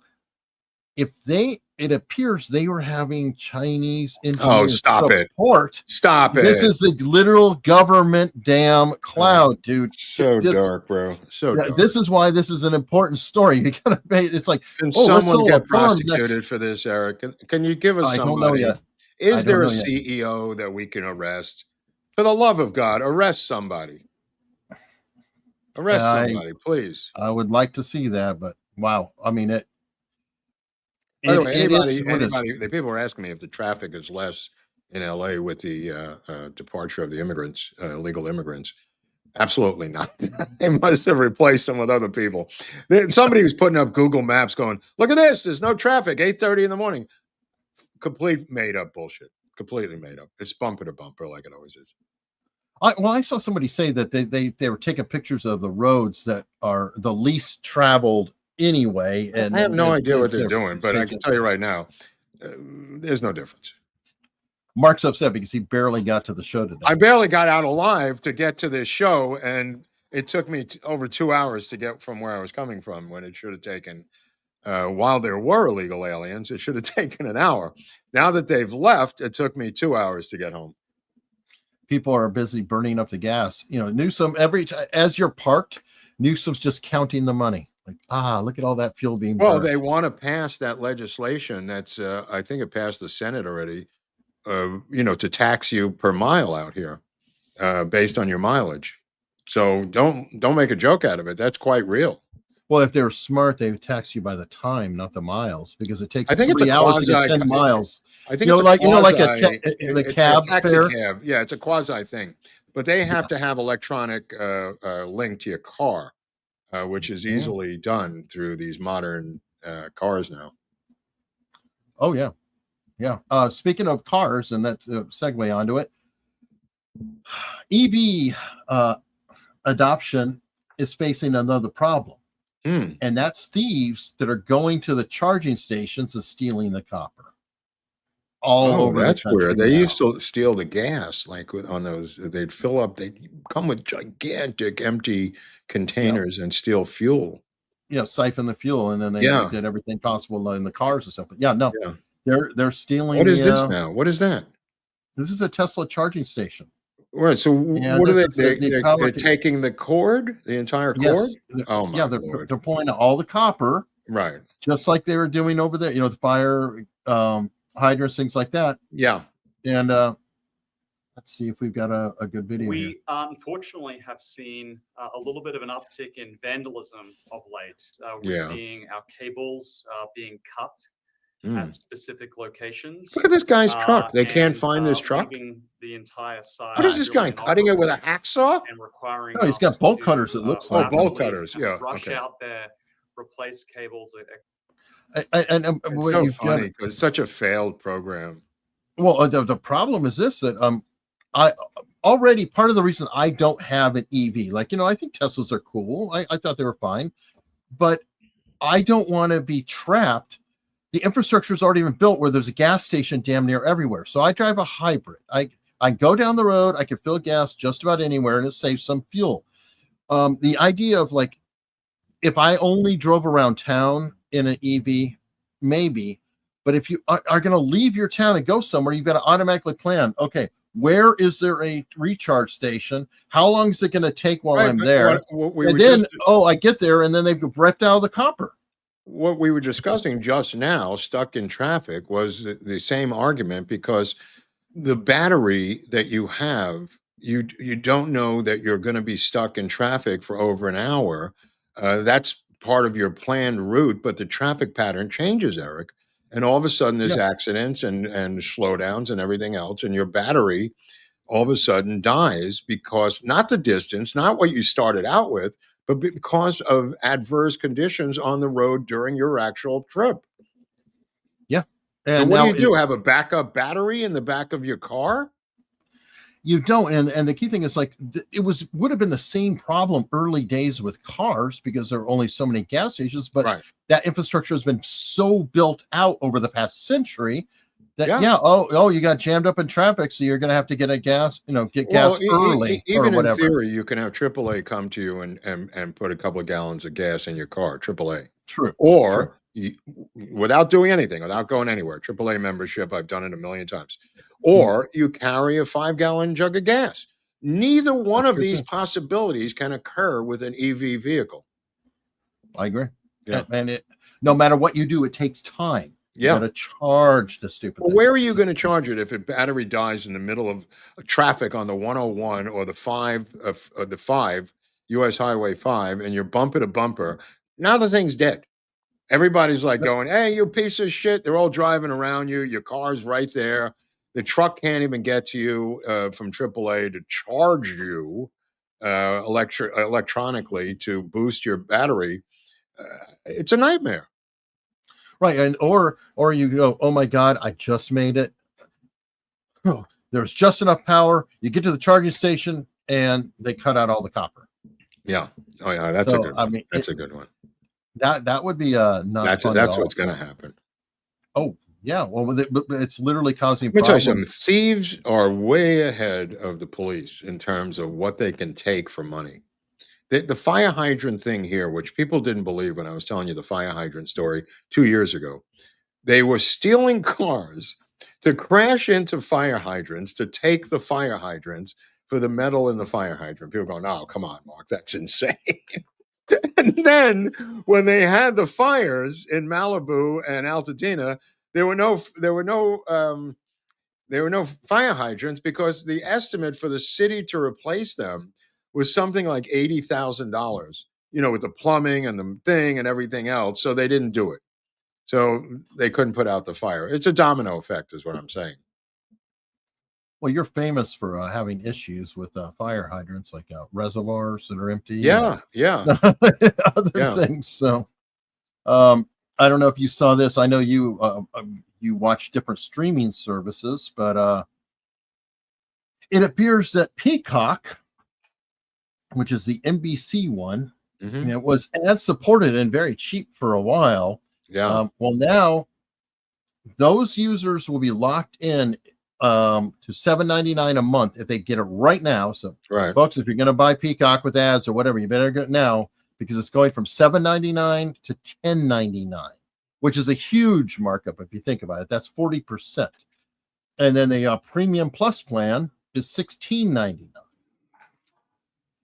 It's all bullshit. It's all bullshit. Once you cancel, they come back at you offering you a year for $2.99. If you don't take that, they'll give it to you for $1.99. All of these streaming services are now failing, and they're trying anything possible to keep the subscribers. Give them $1, they'll let you stay on. Anything possible, because this is the end of the train. This is where the entertainment film business goes finally off the rails. And it's not just me saying it. Tarantino has said it. David Mamet has said it. People who looked at the model have said it. The streaming model is the final stop on the train to the end of Hollywood. Well, I mean, and everything is services now, but you know what? They sell you one film, which is good, and now you're stuck with 99 others that you don't want to watch. Yeah, or one TV series, and each yeah. one of them has one thing that's worth watching, but not all of them. But they're going to they're going to merge. Well, with that, and piracy's back. Piracy is back, better than ever, or not better than ever, but stronger than ever. Piracy had been knocked out almost completely because it was like Netflix, Amazon Prime. It was like kind of all there was, and people were like, "Oh, it's just easier. I'll just pay that. It's not too much," and then they get it. But now it's like, Larry Charles was talking about going through the Middle East and all these different countries. Amman, Jordan. He was in Beirut, Lebanon. He was in Morocco, and they always have blankets in the marketplace. And on the blankets, he saw 3 items on every blanket: a bootleg copy of Borat, a bootleg copy of Bruno, and Mein Kampf by Adolf Hitler. Wow, that's quite a combination. Yeah, he said, so I would buy the Bruno and Borat to take it off the market because they were just bad copies, but I already had Mein Kampf, so I didn't need to buy it again. Jesus. Speaking of him, do you have him coming up in an interview? Yeah, I don't have the dates, but Larry Charles is coming on. He is a great freaking interview, bro. I cannot wait. On Wednesday, we got Dr. Drew coming on, so that'll be a lot of fun. His wife sent me like 100 photos of him growing up that are just going to be fun to go through his childhood, how he became Dr. Drew. I mean, I don't even know these stories. So, I mean, it's fun for me to learn how, like even with you, I mean, I didn't know any of this crap. And you told this story. I didn't have any idea. Same thing. I don't know Dr. Drew's entire upbringing story. I know some of it, but we're going to get into it, with him on Wednesday. No, I look forward to it. With photos, which is always helpful to have the baby photo or the childhood photo. I had film a grade on, and we were intercutting his real photos with some photos that were from the slums of Glasgow. It looked like 1970, but it looked like 1905, Eric. They were like black and white photos of kids. It looked like the Great Depression. And I said, "Wow, this is a weird one of your family." And he's going, "Oh no, that's not my family. That's so it was kind of fun. I think you had I think I saw a kilt shot that you had of him and the others, and went into the deep discussion of the purse type device that's around their waist. The sporin, and they've got some knife that goes with it in case someone tries to steal a knife in the sock. Yeah, and a sporin gets stolen, which is like your male kilt purse, I guess, right? Well, they don't have pockets, so what are you gonna do? Well, I guess it's a merce. And you know what? That's something I've always thought was funny, is how words are different in American English versus English. And my favorite one is the fanny pack. Oh, the fanny pack. That's a weird one. The fanny pack is here a fanny pack. Yeah. In England, it's a bum bag. Because in England, a fanny's on the opposite side. A fanny is the female parts in the front in England versus a butt here. And I'm like, how did we get this one mixed up? Well, I'll tell you this. We got into a deep discussion about haggis. If anybody wants to learn about haggis, this mainstay of food in Scotland, you'll see in the episode how he describes haggis. But later that night, with some other people, I was trying to remember the name of the director of Crash, who was in Scientology for years, because somebody was reading Leah Remini's. No, Remini put out a memoir. So we were reading this memoir of Leah Remini. And I said, "Is there any mention of this director of Crash?" And we couldn't remember the guy's name. And then it hit me. His name was Paul Haggis. Oh, that's right. Remember Paul Haggis? Yeah. I mean, he quit the church after 35 years. And then they went after him, legally, saying he sexually assaulted these women. And they broke him. They really financially broke him in civil charges. He directed $1 Million Baby. He wrote $1 Million Baby, and directed Crash and a bunch of other films. No, he's respectable. And he wrote like 3 Bond films. Wow. I haven't heard that name for a while. Yeah. All right. To cheer us up, we've got super chats. Pamela Clifton coming in early. Thank you very much, Pamela.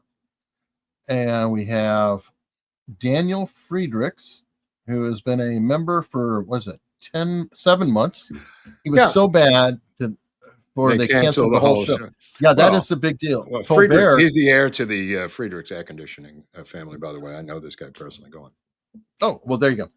Yes, I did find that great, that they not only, it's not getting rid of Colbert, it's getting rid of the entire damn program. I think they did the same, right? With Craig Ferguson. Didn't the late show go away? Or no, Craig Kilborn took it over. Oh, briefly, Kilborn, right.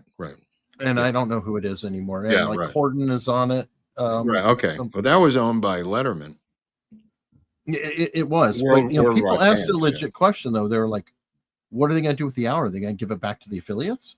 They can. Oh, yeah. That very often happens. I mean, that's why they have those affiliate conventions where you go and they have hookers and blow and everything, because they want the CBS affiliate in Cincinnati to pick it up.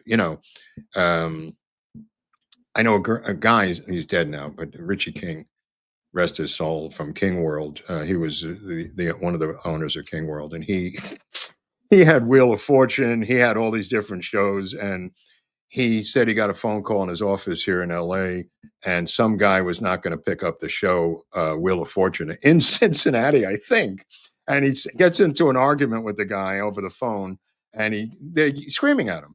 And he puts down the phone, gets on a plane, flies to Cincinnati, goes into his office, puts a gun to his head, and says, "You're going to pick up Wheel of Fortune." And that's how he did business, Richie King. And he signed the renewal for Wheel of Fortune for Cincinnati. It's a real business. It's a real business. Wow. That's right. Wow. That's right. Wow. Okay. JG 1982. I'm making kind of a specious statement here. Even worse prisoners won't tolerate a PDF file, but Trump covers for one. What does that tell you? Trump's not covering for anybody. Not covering for anybody, bro. Come on. Give it up. Give it up. What does this guy got to do? Took a bullet to the head for you. You think that would be enough for these douchebags? I mean, come on, man. Nick Giusti. I was born in 1979, grew up with the true legends like Carson, Letterman, Leno, and Conan. It's sad what late night is now. Straight trash. Gutfeld is decent, though, but the Knights of Legends are gone. First of all, Gutfeld is not decent. He couldn't hold any of those guys, jocks. I mean, it's kind of silly. But the rest of the statement is absolutely true. And what Phil told us last week, because he was doing 2 of these late night shows. He did Craig Ferguson, and he also did a Russell Brand show, which was called Brand X. You're given a 90-day contract, and you have to produce within 90 days or your contract is not renewed. It's a tough business, Eric. It really is. If your jokes are not getting on, Larry Charles will explain it, how he did it for Arsenio Hall. He was fired because the jokes weren't making it on air. It's a 90-day window as a writer on those shows. So it's not so easy to stay on. Wasn't it you who said that they were doing, people were selling jokes on consignment? Like they were only getting paid if they worked, but they weren't getting paid unless they worked. Or was that him who said that? Sometimes.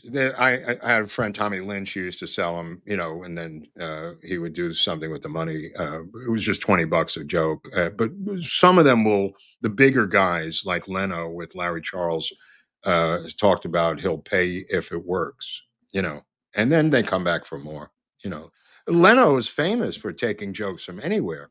I had a friend who worked for Leno on the Tonight Show, and he had all these jokes. He's got a 90-day contract.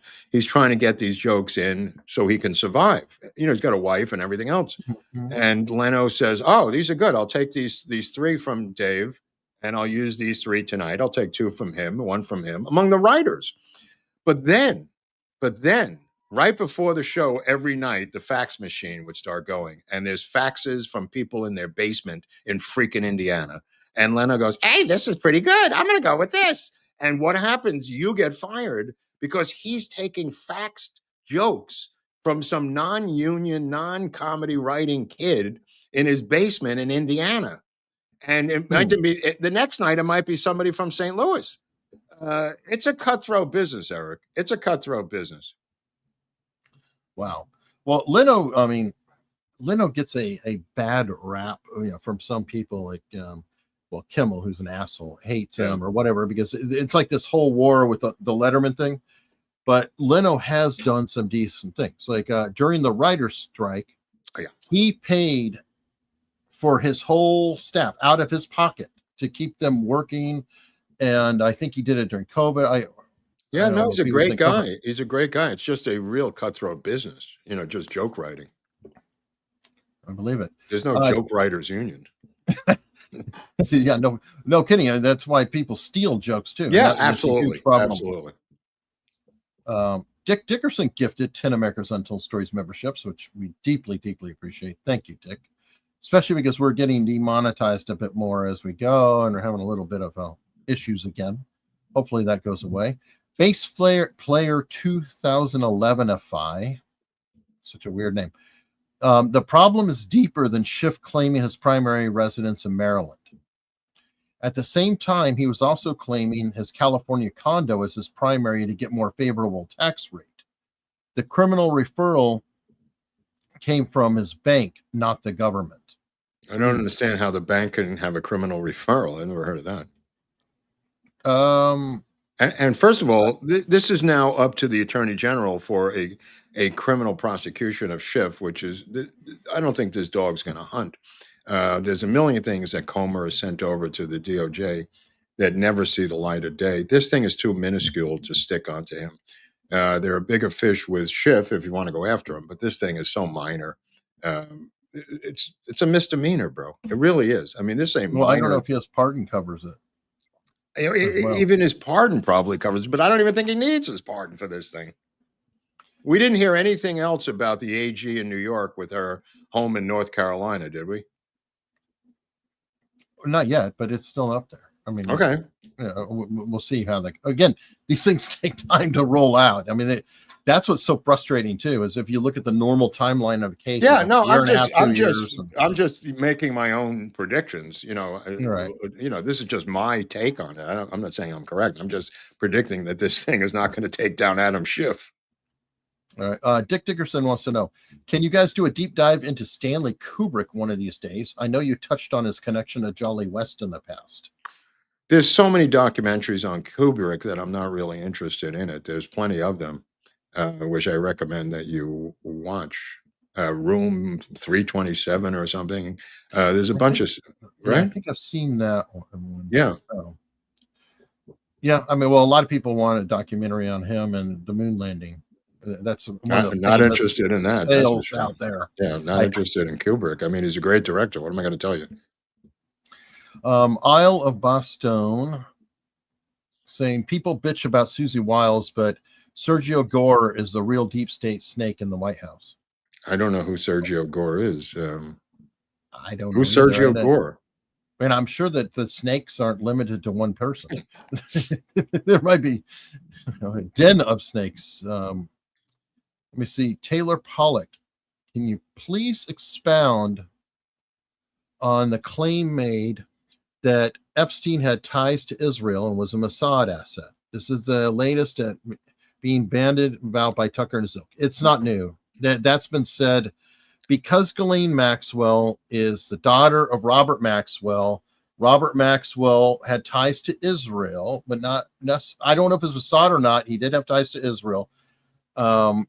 And things like that. It's automatically put together that Epstein was a Mossad agent, and that the CIA, and there's even people we know who are claiming that Mossad is running us. Like literally the CIA, everybody else is working for Mossad, and Epstein was their guy.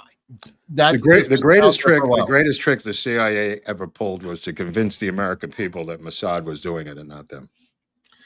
And this is why the claim holds up that the CIA would do this, because of domestic operations, and the CIA cannot claim an operation that Epstein was doing. So if Mossad, that works very well for them. Eric's right. There's all kinds of intricacies into this situation, and that's why Trump would be hard pressed to unravel this crazy ball of yarn. The domestic part of it, the reason I mentioned the FBI deal that they had with him is because it was domestic. His FBI informant status was part of the negotiated plea deal domestically. That's public record. You could find that document on your own where he was an FBI informant that did a lot of good to justify his low-level plea bargain.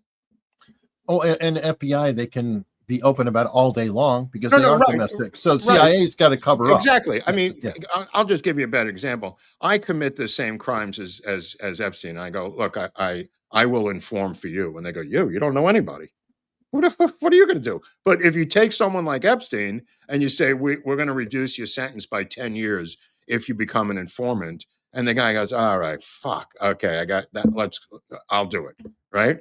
That's how it works. Diddy would be or another Diddy, good one. right? That's how it works, people. There is an upside to the people that were convicted because of the informing by Epstein into these Ponzi schemes and various things that are on the public record related to who he took down. But nobody seems to want to look at this stuff. It's better to just say it's the Mossad. Yeah, and they were working together on the Liberty, and anyway, Mike Schiffer saying, Mark, why do we deserve to know? Too many ongoing sources, methods against adversaries would be exposed. The methods and bit argument, it's always tenuous, because I understand that there are methods that we don't want to expose per se, but then the problem is you can roll in a lot of very corrupt actions and say, hey, that's methods. We can't talk about it. Yeah, it's how you define corrupt. I mean, what is your definition of corrupt in the international sphere of arms dealing? I mean, you know what I mean? Like all of a sudden you want to release your hostages in Iran and you want the Contras to have weapons, Eric. one side says it's corrupt, the other side says it's freedom fighting. You know, I'm saying it's a gray area.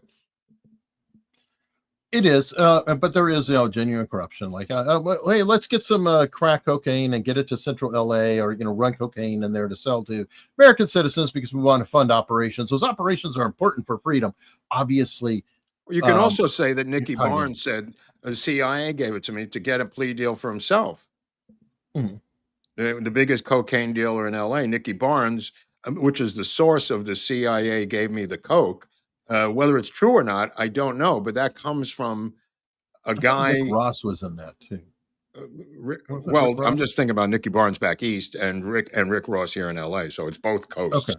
Yes, it happened on both coasts. Anyway, all right, Paul Henry.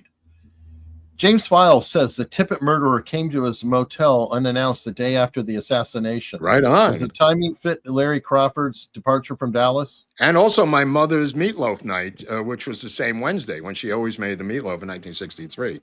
What difference does it make what James Files said? He's trying to find, like they do with Judith Very Baker, they're trying to find holes in not holes in a storyline, holes in chronology of storylines. If you can find a hole in a storyline in the chronology, which is what Judith Very Baker's handlers did up in Oregon, where Trine Day Books is published, a CIA front organization.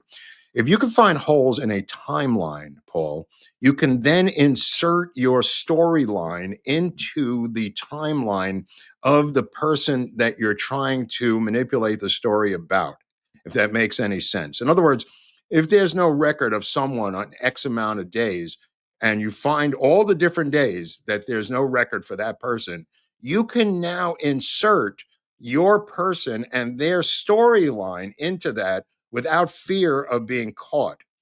So I think this goes underneath that heading. Yeah, and short answer, Paul, if you are being sincere, we think James Files is full of shit. So that I was trying to say it in a nice way, Eric. I know, but it's like, let me just cut to the chase. James Files, we believe, is full of shit. As for Crawford fleeing, he flees the next day, just to give you an answer, and he's brought back by the FBI in handcuffs, caught in a cabin up in Wisconsin, up by the border, Michigan or Wisconsin. And I don't know what that has to do with James Files, unless he's trying to now weave their way into the Crawford narrative. They take these narratives, find holes in them, and I don't mean holes of truth, holes of time, and they insert themselves into that timeline. I can't emphasize this enough as to how this works. Because it's hard to prove a negative. Right. They have no. In other words, if you read about Judith, you read about Judith Very Baker, the times that she meets with Oswald are times when no one has a record of Oswald. So she says, yes, on Tuesday, August 14th, we went to the movies, made love, bought a Knish, flew a kite. And by the way, that's why there's no record of Oswald on that day, because he was with me. That's how it's done. I'm going to guess one way to expose some of these people is don't look into what they're saying they do. Look into them, and it'd be like, well, that's funny. You're on record of working a full work week. So how did you accomplish that and finish your job on those 2 days? But yet, and nobody's going to do that. Sentence. Nobody's going to do that, Eric. That's the unfortunate situation. You know, she was working with him at the Riley Coffee Factory, and you know, I have a time card from there. Nobody could ever reproduce a time card on the face of the earth. The CIA couldn't reproduce a time card or a 1099. Are you kidding? That would be illegal. Give me a break. Give me a freaking break. All right, Paul Henry again, and thank you, Paul. Let me see. Why, after his recall election, did Governor Southpaw zone every California parcel for multifamily housing? It wasn't him. It was the assembly, and they outlawed single-family homes. Very few people know this. They also outlawed gas stations. To get back to Eric's story, no new gas stations are allowed to be built legally because they were anticipating the 100% introduction of electric vehicles by 2035 that Trump put an end to. Tip the hat to Trump again. for driving a stake through that insane policy. But to get back to Paul's question, yes, they passed legislation saying that new homes in a lot of different areas. Now, some counties are fighting it in court that are more wealthy in Orange County, I think in Newport Beach, and some other areas are fighting it. But it is true. The single family home is their arch nemesis. Yeah, well, I Yeah. mean, that you can't build that many communes as a single family Yeah. home. Yeah. Well, this guy in Well, New York wealthy. wants to take over empty government buildings and turn them into communal living. He keeps talking about it. Office buildings, I mean. Oh, well, I don't doubt that at all. But there was, I mean, to be fair, there was a problem, and I think it still is a problem with too much commercial real estate being available when COVID happened, and then people all of a sudden were emptying out all kinds of commercial real estate. So they're like, "Oh shit, what do we do with some of this real estate?" So, well, I don't want to turn it into that. I would privatize it and make it a competitive market, and then the rents would all go down because people were having more choices. More choices means that they have to compete with each other, and the rents actually would go down versus just in Los Angeles, they something. can't get builders to build because they are independent contractors. You can't make a builder build a building, Eric. So they went to China and they found these construction companies in the 2010s, 2005s. And through the Chinese procedure of bribery and passing around money, a lot of people got wealthy in the building trades here. A number of them are in jail now, city councilmen and stuff who've gone to jail because of the FBI. So what you have downtown are these unfinished ghost buildings that the Chinese left behind when they were caught, and the cost overruns and all of the different codes could not be met by the Chinese. In other words, what I'm trying to say is there were no builders left in the United States who were willing to meet these codes, Eric, and still make a profit. So they had to go to another country. The Chinese came in and said, we can do it. And they attempted. They were wrong. The idea wasn't that crazy because they bribed people. They bribed city councilmen. They bribed building code specialists. They bribed everyone and still couldn't complete the buildings. So now they're covered with graffiti. These are like 22-story apartment buildings downtown, Eric. Think of what that says about the regulations. Yes. It's like, yes. Your regulations are so effed up and ridiculous that you can't even bribe your way through them and profit because you're such a shithole. Sorry. Well, what I'm saying is now they're back to square one because no builder is going to build here. That's why they're flipping the land, and that's why the land became the important part of money. Not the building itself. Nobody's rebuilding a home or building a home. It's too insane. The money is too much. It's too crazy. A lot of those homes were built in the 1970s before they had these codes. They can't possibly rebuild. But Corolla knew that, and so did I from the beginning. Yeah. Speaking of your favorite, you want to call him mayor? I refuse to. This is him talking about prisons. Are prisons obsolete? Whew, coming through with the quotes, coming through with the titles of the books. I have to read that, actually. I haven't read that as yet. But I think that, frankly, I mean, what purpose do they serve? Right? Yeah, I think what we purpose? have to ask ourselves that, which is that, I think a lot of people who defend the carceral state, they defend the idea of it and the way it makes them feel. What purposes serve? What purpose do police serve? Right. Police, what do they serve? What purpose? It's kind of weird. It's kind of weird. He's right. He also said this week that he had an understanding with his parents if he ever lost his job that they would support him financially. And he's only had one job in his life. Yeah, grifting.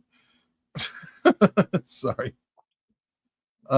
Anyway, I No, saw but I'm that saying was most people have had jobs where they've done something, even if you worked at McDonald's. That's why Kamala Harris famously had to lie about it, because she, like Mandami, did not have that on her resume. So she lied and made it up. This guy knew that was coming. So he said, my parents have agreed to support me financially if I'm out of work, which I am all the time. Well, he said, at least he says the truth to a degree. Yeah. Pew Pew is back with 10 America's Untold Stories memberships. Thank you very much, Pew Pew. Very, very much. And they, actually, it's probably beautiful right now in Norway. This time of year. I don't know, but the head of Norway came out. Somebody was pointing this out, that he came out and said, "We are not a socialist country. I want to drive a stake." They came out a couple of years ago. Yeah, a couple of years ago, right? Because they were getting pissed. They were like, yeah. Bernie keeps going, it's a Swedish system. And they're like, we're not. We're a capitalistic. And Norway, especially because a lot of Norway's money is fossil fuels. Yeah. Sean Lucan gifted 10 America's Untold Stories memberships themselves. Thank you very, very much, Sean. We've got that's the same guy. Paul Henry, Sticky Mouse. Government Southpaw also imposed a 30-day deadline on local permit agencies to deny completed building applications in writing, or they are approved as is. 30-day deadline on local permit agencies to deny, or they're disapproved as is too, right? Or approved or not approved. Yeah, I don't know. I'm kind of confused. Yeah, I'm a little confused about this. Deny completed building applications.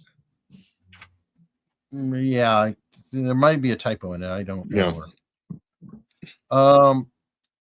Bass player 2011 FI. Do these wine moms and feminists actually think they won't have to follow Sharia law if it gets passed? They have no idea what you're talking about, Base. They don't even think about it, bro. They don't even think about it. I mean, think about Queers for Palestine. I made a joke in the 70s when I was working. My mother was the president of Jews for Hitler. And there was a joke. I said my mother's not taking, not that she favored Hitler. It was a joke that she was not taking any chances. So she formed a political advisory committee in case there was a Fourth Reich. Now that's come true when you look at Queers for Palestine. You know what I think it is? Right. Is the racism and arrogance that they are so far above that they literally think that they're just too dumb, that they're always going to be in their little ivory tower. Right. It will never affect them because they don't think of them as normal people. They think of them as lower species, in my opinion, and therefore they're I don't.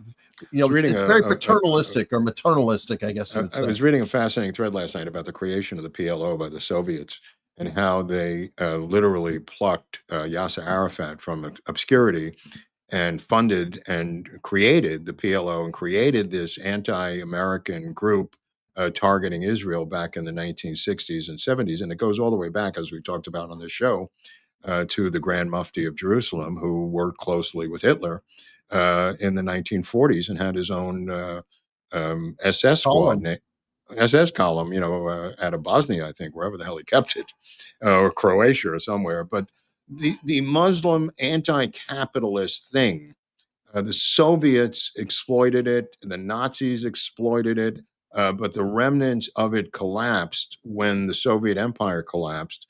And all of the countries that were supported by the Soviets for this Cold War attack on the West are not doing very well today economically.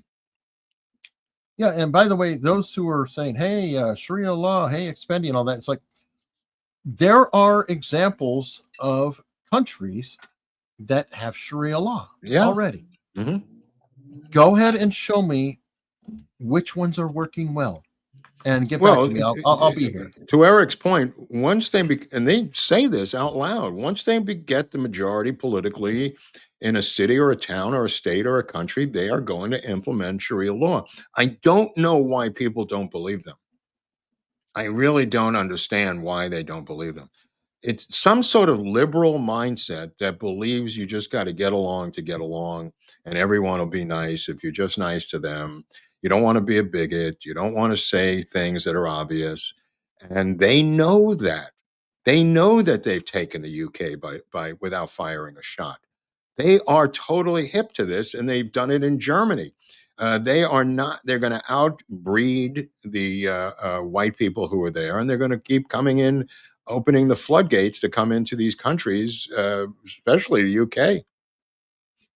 Yeah, and actually, Barnes has said before, and he describes it really well. And he's right. He's like, if you read what they write, like from the river to the sea, and I mean, people are like, no. They mean it's like, no. Go read, and they'll say, kill them all, and and they're like, no. What they're really saying is blah blah blah. He said, but then you go interview them directly. He's like, yeah, kill them all. Well, those are the Marxist middlemen, as I call it, the Jimmy Dores and the Max Blumenthals, who tried to translate for you what they're saying, because it's so harsh and so brutal that if you learned what they were saying, you'd be appalled. So you need these translators, these leftist translators who come in and say, river to the sea, it's like a condominium development by the river, and then you dock your boat by the sea. I don't know what they're talking about. And you go, oh, okay, thank you, Max Blumenthal, thank you. Exactly. And speaking of one of these intellectuals, we had a Georgetown professor removed as a department chair because he was hoping for a symbolic Iranian strike on the U.S. Wow. Look at this guy. Look at this piece of shit. Isn't Dr. that nice? Jonathan Brown of Georgetown, which is a spook central down there, chair of the department, by posting a tweet acknowledging he hoped Iran would launch a symbolic strike on the U.S. military base. What kind of symbolic strike? You mean like the bat signal over the base, or blowing it up? Yeah, I have no idea, but I'm like, what's a symbolic strike? I have no idea. Look, we need to purge. Everybody's got to go. I agree. George Toth doesn't need to go, though. He's a good guy, this Toth. I've seen him. Yeah, he's a good dude. Show. Thank you. So thank you, George. We definitely appreciate that. And bass player 2011-ify. As funny as it would be to see Curtis Lewa as the next mayor of New York City, Mandami is pretty much a shoo-in at this point. No, he's right. Of course, he's absolutely right. The Democratic Party's lined up behind him. He's become a national candidate. He's met with Obama repeatedly. He's going for higher office, although New York City mayor is not really a springboard for higher office. At least it never has been historically. Didn't help Giuliani.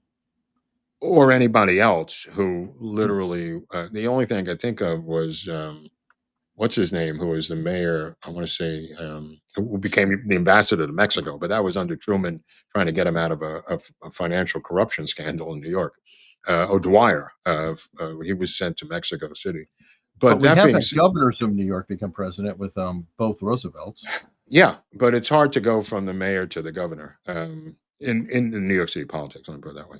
But no, this guy's got his eyes set on turning New York into London, into a socialist city with Islamic overtones. Yeah, you take two bad ideas and combine them. What could go wrong? I mean, if you look at the nation after he gets elected, you're going to have a socialist jihadist, a communist jihadist in New York, a Marxist in Chicago, and a Black Panther pro-Castro Cuban, pro-Castro black woman in L.A.